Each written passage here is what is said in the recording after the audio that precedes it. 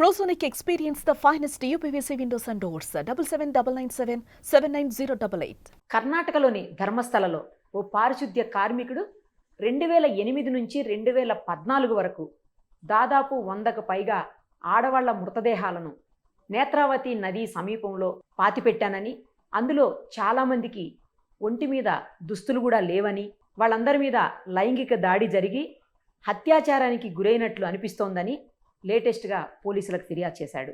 అప్పటి నుంచి ఇప్పటి వరకు ఎందుకు ఫిర్యాదు చేయలేదు? అసలు ఈ చనిపోయిన వాళ్ళందరూ ఎవరు చంపారు? ఇప్పుడు దేశవ్యాప్తంగా చర్చ ఇదే నడుస్తోంది. దీని మీద కర్ణాటక ప్రభుత్వం సిట్ను కూడా ఏర్పాటు చేసింది, అంటే ప్రత్యేక దర్యాప్తు బృందాన్ని కూడా ఏర్పాటు చేసింది. మరింత సమాచారాన్ని మనం ఇప్పుడు ఐపీఎస్ ఆఫీసర్ జేడి లక్ష్మీనారాయణ గారిని అడిగి తెలుసుకుందాం. సార్ నమస్తే అండి. నమస్తే అమ్మా నిరుపమ గారు. సార్, ఏం జరిగి ఉండొచ్చు? దీంట్లో అసలు ఎప్పుడో జరిగిపోయింది కదా, కాబట్టి ఇప్పుడు అక్కడికి వెళ్ళి చూస్తే కొన్ని పుర్రెలు అవి కూడా బయటకు వచ్చాయని ఏదో చెప్తున్నారు. అసలు ఎలా కనుక్కోగలుగుతారు ఇలాంటి కేసెస్లో? ఎందుకంటే మీకు చాలా ఎక్స్పీరియన్స్ ఉన్నటువంటి ఐపీఎస్ ఆఫీసర్ మీరు, పైగా పొలిటికల్ ఇన్ఫ్లుయెన్స్లు కూడా ఉన్నాయి అని అంటున్నారు. మీరు ఇంకో పక్క పొలిటికల్ లీడర్ కూడా, కాబట్టి రెండు రకాలుగా చెప్పండి సార్. అసలు దీన్ని ఎలా తీసుకోవచ్చు, బయటికి ఎలా తీసుకుని వస్తారు? అంటే టెక్నికల్గా ఎవిడెన్స్లు ఏమి ప్రూవ్ చేయగలుగుతాయి? అసలు వాళ్ళు ఎవరో తెలిస్తే కదా ఫస్ట్ ఎవరు చంపారనేది తెలిసేది. తర్వాత అసలు ఎవరు చంపుండే అవకాశం ఉంటుంది, వాళ్ళు ఎవరు, మరి వాళ్ళు ఎంతమంది చనిపోయినప్పుడు మిస్సింగ్ కేసులు రిజిస్టర్ కాలేదా? అందులో అయితే 2003లో ఒక డాక్టర్ అనన్య అని, ఒక అమ్మాయి సౌజన్య అని ఇద్దరు మిస్ అయ్యారని, ఇప్పుడు వాళ్ళ పేరెంట్స్ కూడా ధర్మస్థలంలోనే మిస్ అయిపోయారట. సో వాళ్ళకి సంబంధించిన వాళ్ళు కూడా ఫ్యామిలీ మెంబర్స్ అంతా ఇప్పుడు ఫైట్ చేస్తున్నారు, మొత్తం డీటెయిల్డ్గా ఇన్వెస్టిగేషన్ జరగాలి అని చెప్పేసి. సో అసలు ఎలా దీన్ని బయటికి తీసుకొచ్చే అవకాశం ఉంటుంది సార్? ఇది చాలా సంచలనాత్మక కంప్లైంట్. ఇది యాక్చువల్ గా మీరు చూస్తే, మీరు అన్నట్టు ధర్మస్థల ట్రస్ట్ బోర్డు లో పనిచేస్తున్న ఒక శానిటేషన్ వర్కర్ ఈ విధంగా కంప్లైంట్ ఇవ్వడం అన్నది, ఎందుకంటే ధర్మస్థల అన్నది చాలా గొప్ప తీర్థక్షేత్రం. అవును సార్. మంగళూరు నుంచి ఒక 75 కిలోమీటర్లు ఉంటుంది. మంజునాథుడి యొక్క ప్రధానమైన కేంద్రం అది.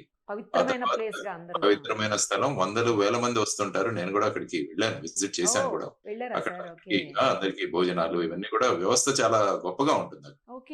సో ఆ విధమైన ట్రస్ట్ అక్కడ ఉన్నది. చాలా సంవత్సరాల నుంచి యాక్టివిటీస్ జరుగుతున్నాయి. ఆ తర్వాత ఇతను 1998 నుంచి 2014 వరకు సుమారుగా 100కు పైగా మంది, వాళ్ళు స్కూల్ పిల్లలు ఉన్నారు, కాలేజ్ స్టూడెంట్స్ ఉన్నారు, మహిళలు ముఖ్యంగా అందరూ మహిళలే 100కు పైగా ఉన్నారు. కాబట్టి వీళ్లను డిస్పోజ్ చేయించడంలో నన్ను ఉపయోగించుకున్నారు. నేను చాలా బాడీస్ ను డిస్పోజ్ చేశాను, అంటే వాళ్ళని క్రిమేట్ చేశాను, లేకుంటే వాళ్ళను బరియల్ చేశాను. ఇవన్నీ కూడా అతను చెప్పాడు.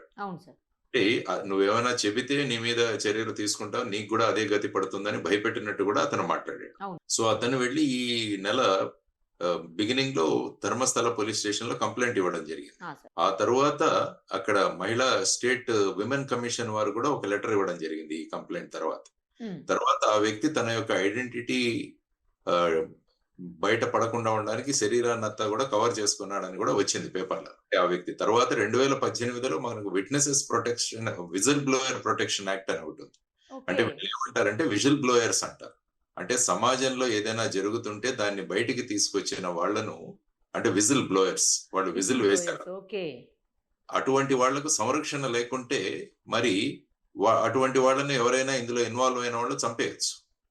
అందువల్ల అతను నాకు విజిల్ బ్లోయర్స్ ప్రొటెక్షన్ యాక్ట్ 2018 కింద నాకు ప్రొటెక్షన్ ఇస్తే ఉంటుందని చెప్పేసి అతను కోర్టుకు కూడా వెళ్ళాడని తెలిసి. సో ఆ విధంగా తర్వాత విమెన్ కమిషన్ చైర్మన్ కూడా సీఎంకి లెటర్ రాయడము, తర్వాత చాలా మంది అడ్వకేట్స్ వీరందరూ కూడా వీళ్ళు ముఖ్యమంత్రిని కలవడం, ఆ తర్వాత ఒక స్పెషల్ ఇన్వెస్టిగేషన్ సిట్ ఒకటి ఏర్పాటు చేయండి. ప్రణబ్ కుమార్ మొహంతి అని డీజీపీ లెవెల్ ఆఫీసర్, మంచి స్ట్రేట్ ఫార్వర్డ్ ఆఫీసర్, ఇంతకు ముందు లోకాయుక్తలో కూడా పనిచేశారు. మేము ఇక్కడ ఓబులాపురం మైన్స్ అవి చేసేటప్పుడు అతను ఉండేవారు, వారితో కూడా కలిసేవాళ్ళం. కాబట్టి ఒక స్ట్రేట్ ఫార్వర్డ్ ఆఫీసర్, మంచి ఆఫీసర్, అతని యొక్క ఆధ్వర్యంలో ఈ సిట్ అన్నది ఏర్పాటు చేయడం జరిగింది. సో ఇందులో మీరు చూసుకుంటే, మీరు అన్నట్టు అనన్య భట్ అనే ఒక అమ్మాయి, ఆ అమ్మాయి కూడా 2003వ సంవత్సరంలో వాళ్ళ కాలేజీ వాళ్ళతో పాటు టూర్ కు వెళ్ళిన తర్వాత మిస్సింగ్ అయింది అన్నది ఒక ఇన్ఫర్మేషన్. వాళ్ళ అమ్మ సుజాత అని, ఆవిడ బెంగళూరులో ఉంటారు. నేను పేపర్ లో చూసింది ఏంటంటే ఆవిడ సిబిఐలో స్టెనోగా పనిచేసింది. అది కూడా ఇక్కడ చదివాను నేను పేపర్ లో. సో ఆవిడ వచ్చేసి, నేను కావాలంటే ఈ సంఘటన జరిగింది, ఆ సమయంలో నేను వెళ్ళాను. అక్కడ ట్రస్ట్‌లో చాలా మందిని కలిసాను. వాళ్ళు గూడా నన్ను తిట్టి పంపించేసారు. అలాంటిదేమీ ఇక్కడ జరగదని. సో, ఎవరైతే ట్రస్ట్ బోర్డ్ మెంబర్‌లు నాతో మాట్లాడతారో, నేను పాలిగ్రఫీ టెస్ట్‌కి రెడీగా ఉన్నాను. నార్కోకైనా రెడీగా ఉన్నాను. వాళ్ళతో గూడా చేయించండి అని ఆవిడ గూడా అన్నారు. అంటున్నారు. తర్వాత మీరు పేర్కొన్నట్టు 2012వ సంవత్సరంలో ఒక సౌజన్య అనే ఒక అమ్మాయి కూడా ఆ అమ్మాయిది కూడా రేప్ అండ్ మర్డర్ కేసు ఆ ప్రాంతంలోనే జరిగింది. యాహ్! సార్. ఆ తర్వాత ఆ ఇన్వెస్టిగేషన్ కూడా జరిగింది. హ్మ్. కాబట్టి ఇది చాలా డిస్టర్బింగ్ ఇది పరిస్థితి.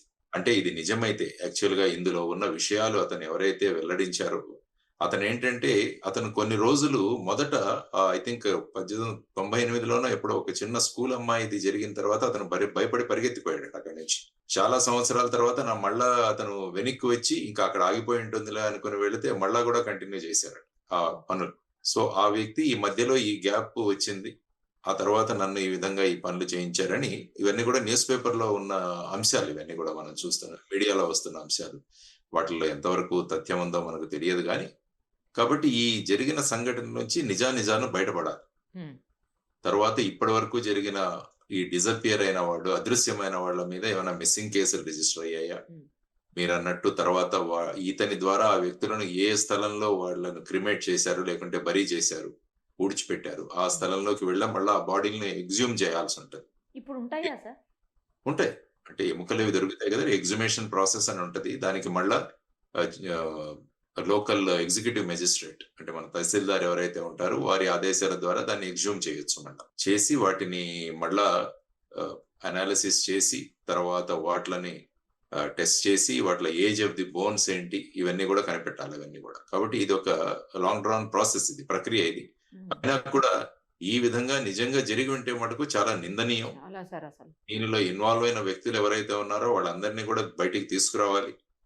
అంటే ఆ ప్రదేశం యొక్క పవిత్రత పవిత్రతని. కూడా ఇది చాలా భంగం కలిగించే విషయం. అవును సార్. ఒకవేళ సో, అలా కూడా ఏమన్నా ఆలోచించొచ్చా సార్ మనం? అంటే పవిత్రతని భంగం కలిగించడం కోసం ఏమన్నా ఇలాంటిది ఆపాదించారా? ఇది నిజం కాదా? అది కూడా అందుకనే అది ఎస్ఐటీలో అన్ని విషయాలు అంటే ఇతను చెప్పిందే మనం ట్రూత్ అనుకోవట్లేదు. అసలు ఇందులో తథ్యం ఉందా లేదా అన్నది కూడా చూడాల్సిన అవకాశం ఉంది. సో, ఆ తర్వాత ఎస్ఐటీ అన్నది ఇటువంటి కేసెస్ మిస్సింగ్ కేసెస్ అన్ని కూడా మళ్ళా ట్రేస్ చేస్తారు. ఓహో!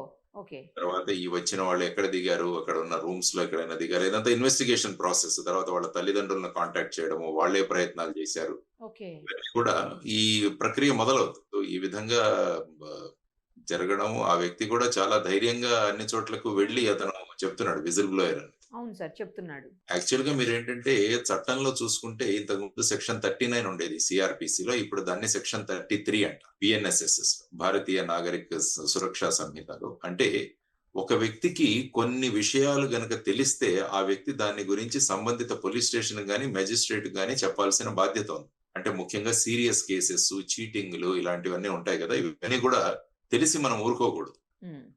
అవి చెప్పాలి.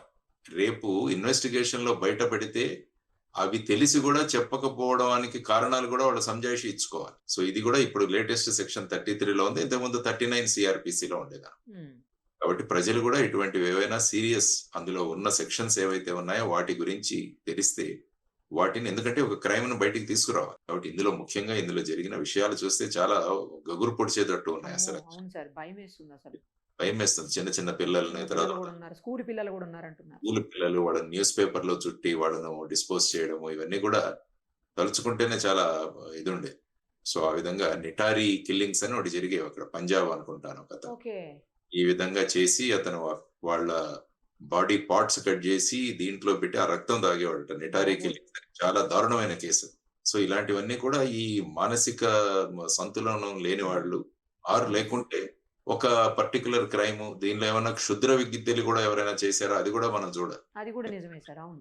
అంటే ఈ బలి ఇవ్వడము ఇలాంటివి కూడా హ్మ్. చాలా హ్మ్. చోట్ల జరుగుతుంటాయి. ఈ కానీ విచ్ లైంగిక దాడి జరిగింది. అని ఇతను అంటున్నాడు. అత్యాచారం గూడా. అత్యాచారము అది జరిగిందని ఈయన ఎందుకంటే అంటున్నాడు. బట్టలు లేవంటున్నారు సార్. చాలా మంది ఒంటి మీద దుస్తులు గూడా లేవు. కొంతమంది మీద లోదుస్తులే ఉన్నాయి అని అంటున్నారు. కానీ అవును. పుర్రెలేయో బయటకొచ్చాయని గూడా చెప్తున్నాడు సార్. అదే తను పాతిపెట్టిన ప్రాంతానికి వెళ్లి తవ్వి అక్కడి నుంచి వాటి ఫోటోలు తీసి ఈ కంప్లెయింట్‌తో పాటు కరెక్ట్. అతను ఎన్‌క్లోజ్ చేశాడు. ఫోటోస్ కూడా పెట్టాడంట సార్. అవును. ఫోటోస్ కూడా పెట్టాడు. ఎందుకంటే లేకుంటే ఏదైనా చెబితే ఎవరు నమ్మరని చెప్పేసి ఇది నమ్మరు. కూడా పెట్టాడు. మళ్ళా ఇప్పుడు పోలీసులు వెంటనే వారిని ఆ ప్రదేశాలకు వెళ్ళడం, అక్కడ చూడడం ఇవన్నీ కూడా జరుగుతాయి. చాలా ఫాస్ట్‌గా జరగాలి ఈ విషయం. ఆ! Correct sir. అంటే ఎందులో పెద్ద పెద్ద వాళ్ళు ఇన్వాల్వ్ అయ్యి ఉన్నారంటే వాళ్ళు ఏ విధంగా చేస్తారు అన్నది కూడా మనకు తెలియాలి. కానీ ఫైనల్ గా ఏంటంటే డిస్పోజల్ చేసిన పని ఇతను చేశాడని అన్నారు. అవును. ఆ బాడీని తెచ్చి ఇతనికిస్తే ఈ బాడీని నువ్వు డిస్పోజ్ చేయడం, కాల్ చేయడం గానీ, లేకుంటే పూడ్చి చేయడం గానీ అదంతా వీరు చేసేవాళ్ళు. హ్మ్. ఇంకా ఇతనితో పాటు ఎవరెవరు ఉన్నారు ఇవన్నీ కూడా బయటికి రావాల్సిన అంశం. ఒక్కడితో కూడా అవ్వదు కదా సార్. అవ్వదు. కాల్చాలన్నా, పూడ్చాలన్నా ఒక్కడు కూడా చేయలేడు కదా! అవ్వదు. కాబట్టి ఇతనితో పాటు ఎవరున్నారు? వాళ్ళ వర్షన్ ఏంటి? అసలు ఎవరు చెబితే చేశాడు? ఎవరు చెబితే చేశారు? ఇవన్నీ ఎక్కడ ఈ బాడీస్ ను వాళ్ళకి ఎక్కడ హ్యాండ్ ఓవర్ చేశారు? ఇవన్నీ కూడా ఆ! రావాల్సిన అంశాలు. కాబట్టి చూద్దాం. ఇన్వెస్టిగేషన్ చాలా ఫాస్ట్ గా జరగాలి. ఆఫ్ కోర్స్ మొహంతి ఉన్నారు కాబట్టి is a very efficient officer. దాన్ని ముందుకు డెఫినెట్ గా తీసుకెళ్తారు. కాబట్టి ఇటువంటి అకృత్యాలు జరగకుండా ఉండాలి. జరగకూడదు. కానీ ఇది జరిగింటే మటుకు చాలా నిందనీయమైన విషయం. దాని గురించి చర్యలు త్వరగా తీసుకోవాలి. ఒక స్పెషల్ కోర్టును కూడా ఏర్పాటు చేయాలి. ఇటువంటి వాటిలో త్వరగా ఇది జరిగితే నిందితులకు శిక్ష పడి వాళ్ళు నేరస్తులుగా జైలు శిక్ష అనుభవించాలి. లేకుంటే what ever may be the punishment. అవును సార్. కానీ 98 నుంచి 2014 వరకు అంటే ఆల్మోస్ట్ 16-17 ఇయర్స్ టైం ఉంది సార్. అప్పుడు ఉన్న వాళ్ళు అసలు వాళ్ళ పేరెంట్సో లేకపోతే వాళ్ళకి సంబంధించిన వాళ్ళు ఉన్నారో లేదో 100కు పైగా అంటే ఇంతమంది లిస్టు బయటకు వస్తుందా? టెక్నికల్ ఎవిడెన్స్ ఎలా తీయాలి అసలు? చాలా చోట ఏంటంటే మిస్సింగ్ కంప్లైంట్ చాలా చోట వాళ్ళ ప్లేస్ ఆఫ్ ఆరిజిన్ లో రిజిస్టర్ చేశారు. ధర్మస్థలంలో వాళ్ళు రిజిస్టర్ చేసి ఉండకపోవచ్చు అని నేను అనుకుంటున్నాను. నాకు కూడా అదే డౌట్ ఉంది సార్. ఫర్ ఎగ్జాంపుల్ బెంగళూరులో ఈ అమ్మాయి ఉన్నది, అనన్య అన్నది, వాళ్ళ అమ్మగారు సుజాత గారు, వారు బెంగళూరు పోలీస్ స్టేషన్ లో మిస్సింగ్ ఇచ్చిండొచ్చు. అవును, కరెక్ట్. సాధారణంగా పోలీస్ ఎలా ఉంటదంటే వెళ్ళి ఇస్తే మీరు ఎక్కడి నుంచి బయలుదేరారు అంటారు. అంటే బెంగళూరు అంటే మీరు అక్కడ ఇవ్వండి అంటారు. ఫర్ ఎగ్జాంపుల్ ఇప్పుడు రైల్లో ఎక్కడైనా మనం ఎప్పుడో రాత్రి నిద్రలేసిన తర్వాత మనం చూస్తే మన బ్యాగ్ ఉండదు. సో మీరు ఎక్కడ ఎక్కారు అడిగి అక్కడ కంప్లైంట్ చేయండి అని అంటుంటారు. కాబట్టి ఈ మిస్సింగ్ కేసులన్నీ కూడా మొత్తం కర్ణాటకలోనే 1998 నుంచి 2014 మధ్యలో అన్న విమెన్ మిస్సింగ్, గర్ల్ మిస్సింగ్ ఈ కేసులన్నింటినీ కూడా బయటికి తీయాలి. ఉంటుంది, డేటా ఉంటుంది. ఆ డేటాని తీసి మళ్ళీ వాళ్ళందరినీ కాంటాక్ట్ చేసి, ఇప్పుడు యాక్చువల్ గా ఈ కేసు రిజిస్టర్ అయిన తెలవగానే పేపర్ లో వచ్చిన దానివల్ల చాలా మంది కాంటాక్ట్ అవుతారు. అవుతారా సార్? ఓకే, వస్తారు. వాళ్ళ ఫోన్ నంబర్స్ అవి ఇస్తారు. దాని వల్ల వాళ్ళు కాంటాక్ట్ అవుతే అది ఇంకా సులభతరం అవుతుంది. ఎందుకంటే పబ్లిక్ కోఆపరేషన్ నుంచి తీసుకురావాలని. ఇంకొకటి కూడా కదా సార్, ఇప్పుడు వీళ్ళందరినీ ధర్మస్థలలోనే చేశారా లేకపోతే వేరే ఎక్కడన్నా చేసి ఇక్కడికి తీసుకొచ్చారా? అది కూడా ఇదంతా కూడా part of the investigation. Final గా డిస్పోజల్ అన్నది ఇక్కడ నుంచే జరిగిందని ఆ వ్యక్తి చెబుతున్నాడు. సో డిస్పోజల్ ఇక్కడ నుంచే జరిగింది కాబట్టి ఫైనల్ గా ఆ బాడీస్ ఏవైతే ఉన్నాయో అవి ఇక్కడ నుంచే డిస్పోజల్ చేయడానికి ఇవ్వడం జరిగిందని అతని వర్షన్. అవును సార్. సో దాని వల్ల ఆ తర్వాత ఇన్వెస్టిగేషన్ కొనసాగుతుంది అన్నమాట. ఇప్పుడు ఏంటంటే డెడ్ బాడీ నుంచి రివర్స్ లో ఇన్వెస్టిగేషన్ మొదలవుతుంది. అంటే ఎక్కడ పూడ్చిపెట్టిన ప్లేస్, ఆ తర్వాత టెస్ట్లు, ఆ తర్వాత మిస్సింగ్, ఇవన్నీ కూడా సార్ అక్కడి నుంచి ఏదో ఒక పార్ట్ దొరికింది అనుకుందాం, పురెనో లేకపోతే బోన్స్ సంథింగ్ ఏదో దొరికింది అనుకోండి, స్కల్లో ఏదో దొరికింది అనుకున్నాం. ఆ దొరికిన తర్వాత వాటిని FSL కి పంపించి ఏజ్ ఎంత, అంటే ఎప్పుడు చనిపోయి ఉండొచ్చు, ఏ కారణంతో చనిపోయి ఉండొచ్చు అని అది తీస్తారా సార్? అది వస్తుందా? ఆసిఫికేషన్ టెస్ట్ అని ఉంటుంది. అందులో ఆసిఫికేషన్ టెస్ట్ లో ఏమవుతుందంటే జనరల్ గా ఏజ్ తెలుస్తుంది. అంటే బోన్ యొక్క పరిస్థితిని బట్టి ఏజ్ జనరల్ గా నిర్ణయిస్తారు. కొంచెం అటు ఇటుగా చెప్తారు. ఈవెన్ ఎందుకంటే మైనరా మేజరా అన్నది కూడా ఒక్కోసారి నిర్ణయించడానికి ఆసిఫికేషన్ టెస్ట్ వాడుతుంటారు కోర్టులో. సో అలాంటి టెస్ట్ కండక్ట్ చేసి ఆ తర్వాత మొత్తం బాడీ డిటెక్ట్ అవుతే అందులో ఇన్ కేస్ ఏదైనా మర్డర్ ఇలాంటివి జరిగితే అటువంటివి కూడా చూసేదానికి అవకాశం ఉంటుంది. సో ఇప్పుడు ఎగ్జూమ్ చేసి వాటిలన్నింటినీ కూడా ఇది స్పెషలైజ్డ్ ఒక ఫోరెన్సిక్ టీమ్ కూడా ఉండాల్సిన అవసరం, ఫోరెన్సిక్ మెడిసిన్ డాక్టర్స్ టీమ్ కూడా ఉండాల్సిన అవసరం వీటిలలో. సో ఇవన్నీ తీసి ఇన్వెస్టిగేషన్ కొద్దిగా కాంప్లికేటెడ్ ఇన్వెస్టిగేషన్, ఈజీ కాదు, అంత ఈజీ కాదు ఇది ఇన్వెస్టిగేషన్. కానీ they are under a very efficient officer team లో ఉన్నారు కాబట్టి they will definitely take it to a logical conclusion అని అనుకుంటాను. ఇప్పుడు అతను చెప్పిన దాని ప్రకారం 10 ఏళ్ల పైన అయిపోయింది కదా సార్ అతను డిస్పోజ్ చేసి కూడా బాడీస్ ని, అది డీకంపోజ్ అయిపోతాయి, పైగా నదికి సమీపంలో అందుకే చేశాము అన్నట్టు చెప్తున్నాడు. సో నదికి సమీపంలో తొందరగా పాడైపోవాలి బాడీస్ అని. మరి అలాంటప్పుడు అంత ఈజీగా అంత మందిని తీయడం అనేది సాధ్యమవుతుందా అని? అదే అన్నాను, it's a very complicated investigation, there is no doubt. కానీ ఏంటంటే వీటిలన్నింటినీ సర్కమ్స్టాన్సెస్ తో బిల్డ్ చేసుకుంటూ రావాలి. అంటే వాళ్ళ కంప్లైంట్ నుంచి కూడా మొదలవాలి, ఇటు సైడ్ నుంచి అటు సైడ్ నుంచి రావాలి. మిస్సింగ్ కేసులన్నీ తీసి అందులో వెళ్లి ఆ కంప్లైంట్లను కలిసి ఏమైంది, అందులో ఉన్నవాళ్ళు వచ్చారా, రిటర్న్ ఎక్కడికి వెళ్లారు, మెజారిటీ ధర్మస్థలకి ఎవరెవరు వెళ్లారు అన్నది సెగ్రిగేట్ చేయాల్సి ఉంటుంది. Correct sir. చేసి ఆ విధంగా ఇన్ కేస్ అక్కడి నుంచి రావడానికి ఏదైనా టికెట్స్ కానీ లేకుంటే ఇవన్నీ కూడా ఇన్వెస్టిగేషన్. ఎందుకంటే రేపు కోర్టులో ప్రతిదీ కూడా మనం బియాండ్ డౌట్ ప్రూవ్ చేయాలి. కరెక్ట్ కదా సార్.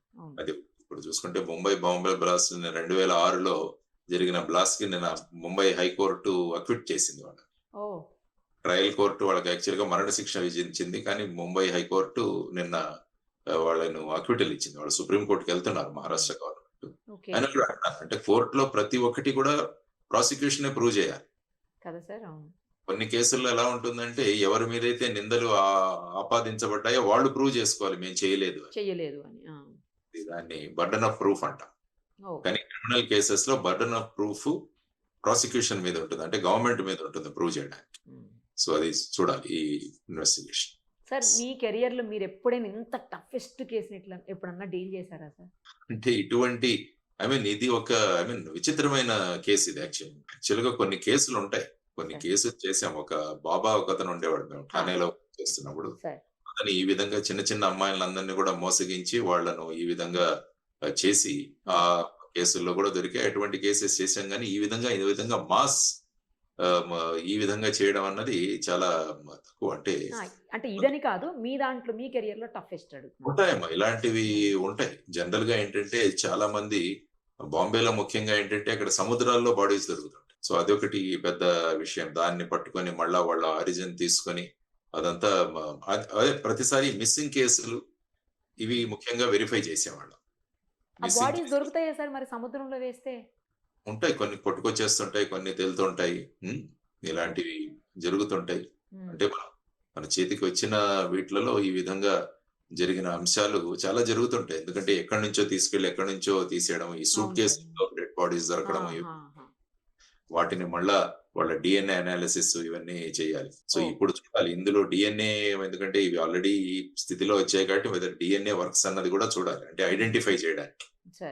ఫర్ ఎగ్జాంపుల్ మీరు ఇప్పుడు మన అహ్మదాబాద్ లో జరిగిన కేసు తీసుకున్నా కూడా ఫ్లైట్ లో వాళ్ళందరి డిఎన్ఏస్ తో మళ్ళీ మ్యాచ్ చేయాలి, ఎందుకంటే మ్యాచ్ చేశారు, అప్పుడే బాడీ ఫిక్స్ చేశారు ఈ వ్యక్తిది అని చెప్పేసి. ఆ విధంగా ఇందులో ఎలా లేటెస్ట్ ఫోరెన్సిక్ టెక్నిక్స్ కూడా వచ్చాయి మనకి. వాటి ద్వారా ఈ ఐడెంటిటీ, ఎందుకంటే సపోజ్ అది దొరికితే వాళ్ళ ఫ్యామిలీ మెంబర్స్ ని లింక్ చేయడానికి ఈజీ అవుతుంది. అంటే ఈ బాడీ ఈ దీని నుంచేనా అన్నది కూడా మనం లింక్ చేయవచ్చు అన్నమాట. అంటే పోలీసులు దలుచుకుంటే ఏదైనా చేస్తారు సార్ ఆయన, అంటే ఎట్లయినా తీగ లాగుతారు, దొంగంతా కదిలిస్తారు. Very challenging case for SIT also. SIT కూడా చాలా ఛాలెంజింగ్ కేసు. అదే sir. Pranab Mohanty is there, he is very capable, ఆయన he will take it to a conclusion. Right sir, perfect investigation జరిగి నిజాలు బయటికి రావాలి. యా సార్, నిజమైతే మటుకు బయటికి రావాలి. ఆ దోషులందరికీ కూడా మాక్సిమం శిక్షలు పడాల్సిందే. ఖచ్చితంగా సార్. అసలు వాళ్ళు భూమి మీద ఉండడానికి అర్హులు కాదనిపిస్తుంది. కరెక్ట్ చెప్పారు sir. yes thank you sir. Okay. Suman టీవీలో మీ పర్సనల్ అండ్ బిజినెస్ ప్రమోషన్స్ కోసం కింది నెంబర్కి కాంటాక్ట్ చేయండి.